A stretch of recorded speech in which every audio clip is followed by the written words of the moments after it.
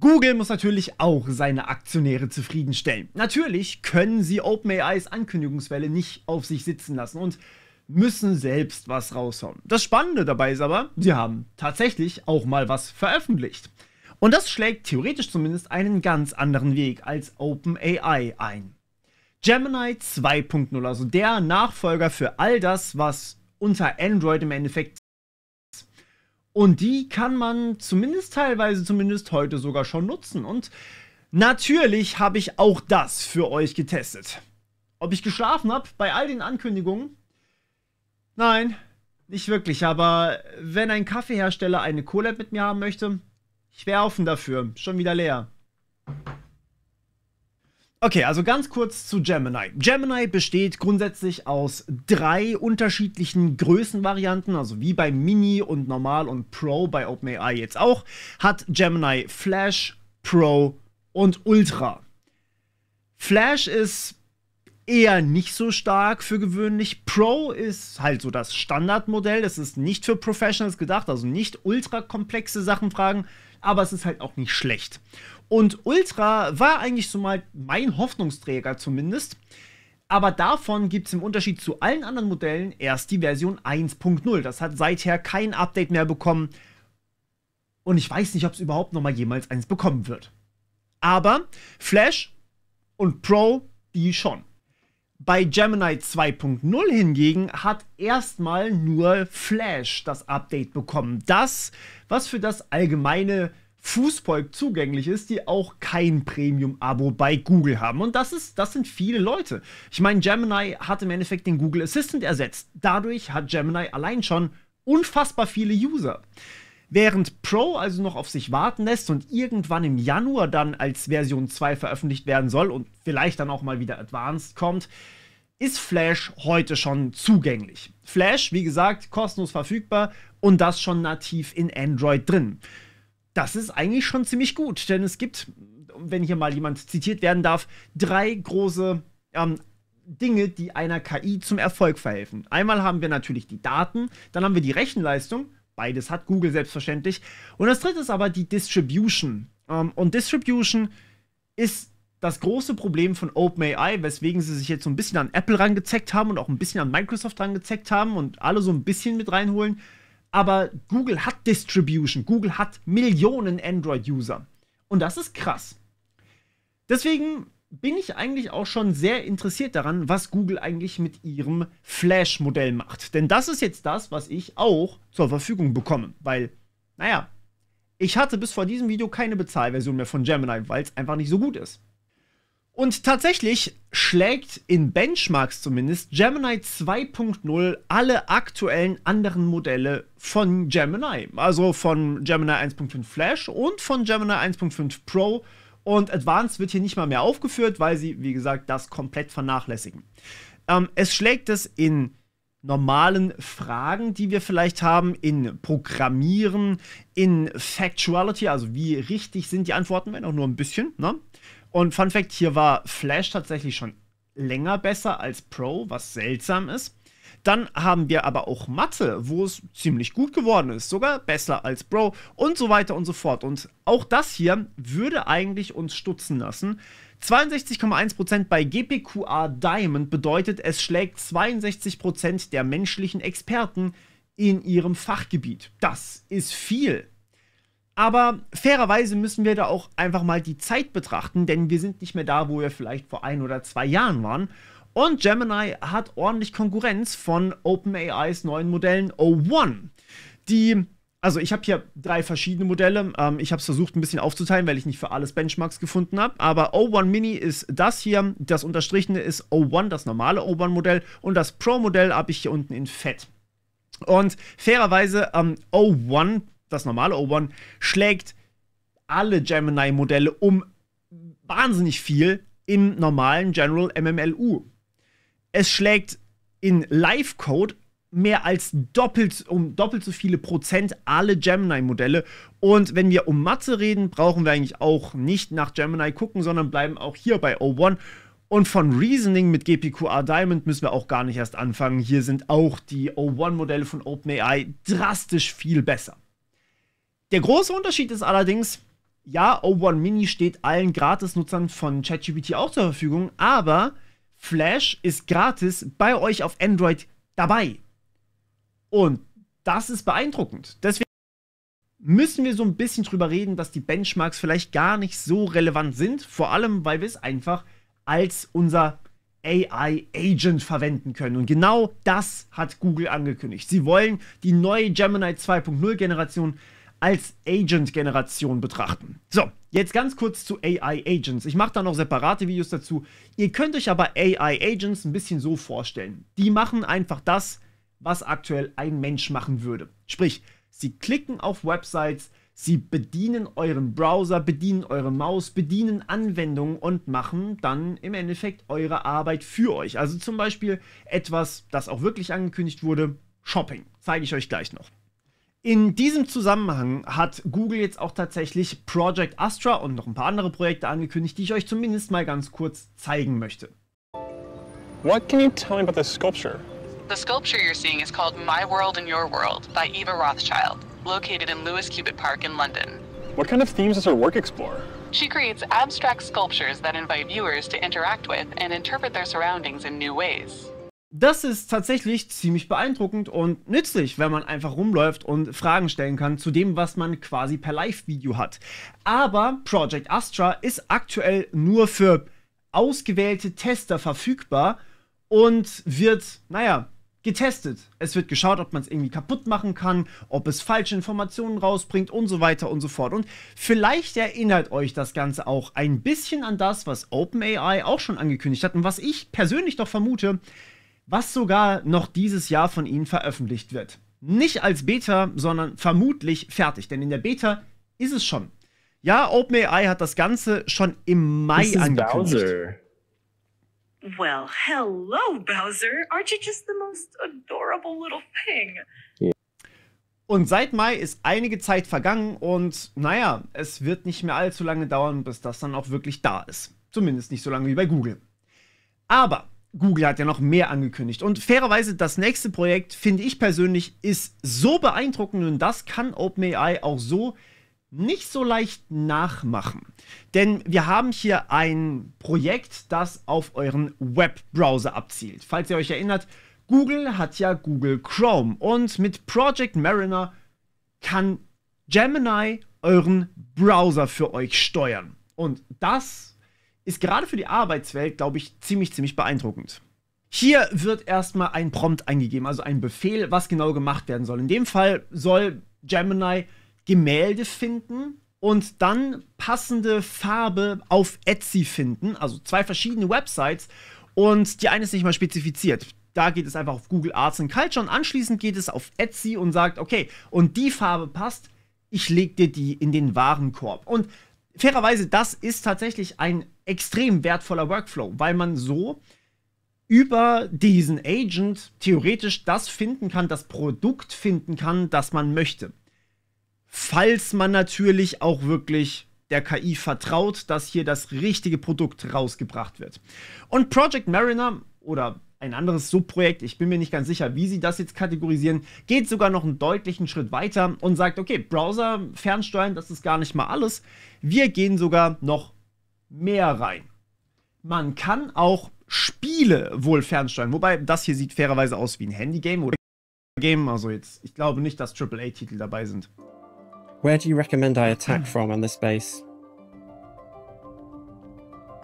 Given the base layout, I recommend attacking from the bottom or south side. This direction allows you to target the town hall directly with your giants, while the wizards can handle the surrounding defenses. Das Projekt nennt sich Gemini 2.0 for Games. Und ihr seht schon hier, es wird jemand beraten, wie er in seinem Game am effektivsten jemand anderen schlagen kann. Was die Lernkurve von manchen Games natürlich runtersetzt, aber irgendwie auch den Spaß nimmt, für mich zumindest, weil ich so im Endeffekt früher oder später gegen Bots spielen werde, die dann halt diese Anweisung benutzen, um mir zu sagen, was ich genau machen soll. Nun gut, kann man halten von was man möchte, das wird sowieso kommen, habe ich ja auch schon ein Video dazu gemacht, aber was ich tatsächlich sehr spannend finde, sind Entwicklungen im Bereich Vision. Das heißt, man sieht wirklich ein Videofeed und kann damit dann Code erstellen und damit zum Beispiel auch Roboterhände steuern. In diesem Fall sogar für einen Jenga-Tower, was ja wirklich sehr, sehr feine Motorik verbraucht oder benötigt. Und das ist nicht einfach. Und ich glaube, hier können wir darauf warten, dass Google, die ja auch wirklich viele Projekte im Bereich Robotik haben, sehr, sehr viel noch rausbringen werden. Das große Aber auch bei Project Mariner ist, es ist noch nicht verfügbar und es ist wahrscheinlich auch noch eine Weile nicht verfügbar, denn auch das wird getestet von ausgewählten Testern. Ja, ihr seht, wo die Reise hingeht. Das Allermeiste ist eigentlich, wir zeigen euch Work in Progress und das war im Endeffekt die große Google-Ankündigung. Work in Progress zeigen. Dieses Projekt ist krass, versteht mich nicht falsch, aber es birgt immense Missbrauchsrisiken. Stellt euch nur vor, wenn jemand anders vielleicht in eine Webseite rein einen Befehl für euer Gemini legt und sagt, hey, dieses Produkt ist perfekt für Farbe, perfekt für das, das und das. Und Gemini vertraut dem einfach und sagt, okay, dann lege ich das alles natürlich in den Warenkorb. Und wer braucht schon eine Bestätigung? Bestellen tue ich auch gleich. Natürlich muss sowas getestet werden, ob das irgendwie missbraucht werden kann. Und ich finde es gut, dass sie es testen. Aber warum muss ich davon jetzt schon erfahren? Zeigt's mir, wenn ihr soweit seid. Nicht, wenn es eigentlich noch gar nicht für mich verfügbar ist. Ja, ich finde es spannend, an was sie arbeiten, aber das war schon irgendwie fast ein bisschen klar. Also, die große Frage ist, was ist denn wirklich neu verfügbar? Und das beantwortet uns ein anderes Video, nämlich Gemini 2.0, in dem es nativen Audio ausgibt, native Bilder ausgibt, native Tools benutzt, Spatial Understanding, Video Understanding und multimodales Livestreaming hat. So, und all das habe ich mal versucht für euch zu testen und mal zu untersuchen, was ist denn jetzt wirklich eigentlich da? Und ihr kriegt gleich die ganzen Clips, aber davor ein ganz kurzes Shoutout an meine ganzen Patreons und auch vielleicht der Aufruf, dass ihr das euch mal anguckt. Ich bin euch wahnsinnig dankbar, wenn ihr einfach mich und meine Videos hier unterstützt und wollte euch einmal ganz kurz aufmerksam darauf machen, dass es bei Patreon noch sehr, sehr viel mehr Content gibt. Den Link dazu findet ihr hier unten. Vor allem, weil ihr dort ja nicht nur einfach seid, sondern ihr bekommt auch gleichzeitig einen Nachrichtenfeed von allem, was eigentlich passiert. Und ich versuche so stark ich kann, irgendwie auf Clickbait zu vermeiden und alles wirklich direkt in die Zusammenfassung zu packen. Ich habe dazu auch gestern ein Video rausgebracht. Ihr könnt das Ganze anpassen nach Thema und nach wie wichtig oder wie informiert wollt ihr sein. Ihr bekommt von mir Checklisten, Analysen zu verschiedenen Themen und tatsächlich sogar monatliche Q&A-Sessions. Deswegen, ich würde mich riesig freuen, wenn ihr einfach mal vorbeiguckt und vielleicht ist ja was für euch dabei. Okay, aber jetzt lasst uns schauen, wie gut ist denn wirklich dieses neue Flash 2.0? Und man muss dazu sagen, Gemini hat überall die Markierung dran, ey, das ist alles experimentell. Sprich, es kann Fehlinformationen bieten, aber ich kenne ja die Version davor und kann einordnen, ob die Fehlinformationen schlimmer oder besser geworden sind. Und das machen wir selbstverständlich auch. Welche neue Version von OpenAIs KI-Modellen wurde diese Woche verfügbar? Alter, die Informationen sind uralt. GPT-4 3.5 Turbo.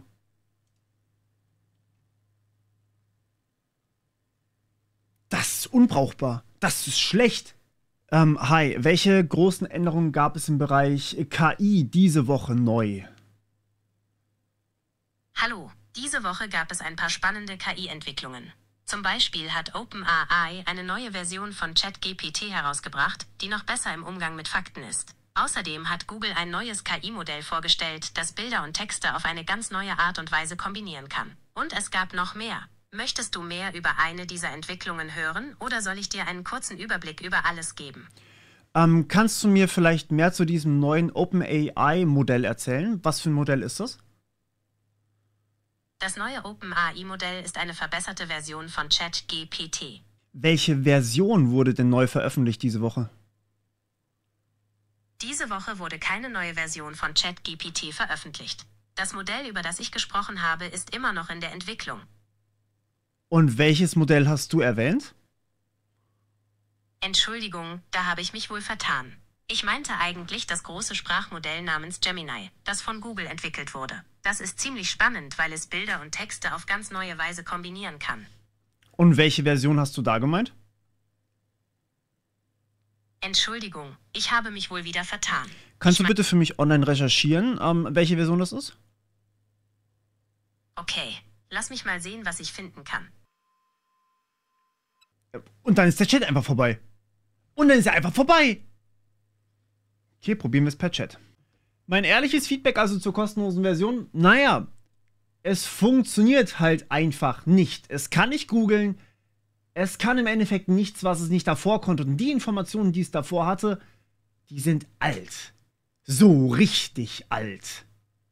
So, dann habe ich mir jetzt also wohl die Bezahlversion geholt. Nun gut. Welche Neuigkeiten gab es diese Woche im künstlichen Intelligenzbereich?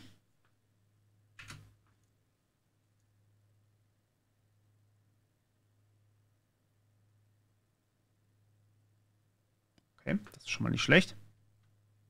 Das sieht zumindest recht gut aus, aber wo sind die Quellen? Es sind wieder keine Quellen angegeben. Aha, so. Aha! Gut. Ja, das sind 50% Falschinformationen, 50% richtig.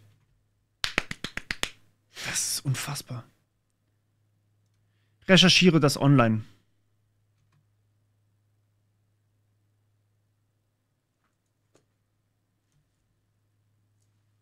Das ist genau das Feature, was sie versprechen, was sie nicht halten. Überhaupt nicht. So, und das neue Feature Deep Research, also ein Recherchefeature über Google, soll nur in Englisch verfügbar sein.